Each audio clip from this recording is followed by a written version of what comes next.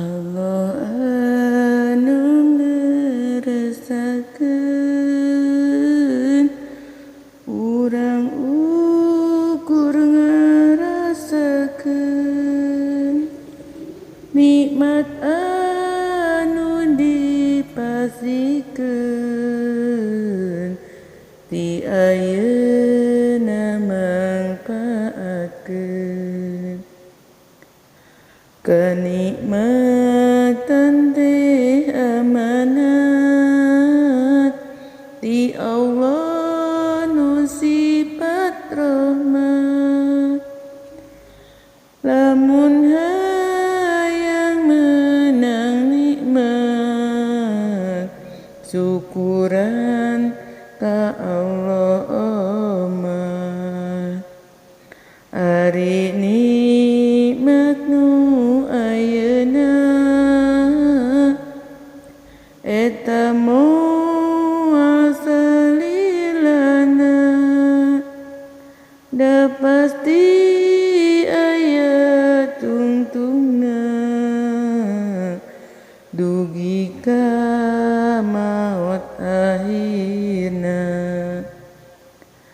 mangka ulah kajongjonan nafsu ulah diayonan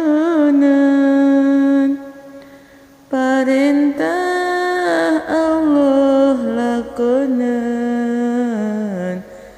memeh datang patakonan hirup kudu ati-ati sing leres mayun ka Gusti amal kudu ditaliti sing sae budi pekerti pikeun menu dewasa anu normal boga rasa wajib nyembah nu kawasa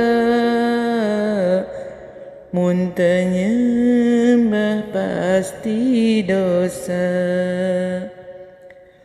nu baleng boga pikiran wajib nyembah ka Pangeran ti ayeuna tapakuran kaagunganna Pangeran Allah anu maha agung ayeuna pikeun nyalindung yu urang neuda pitulung sangkan urang ulah linglung mun jaga alim disiksa ti ayeuna sing rumasa tobatina gawe dosa bakal tebih tina siksa sing alus tekad jeung lampah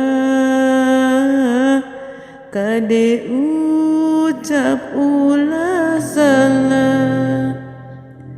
diajar ikhlas ibadah saacan asup kabarja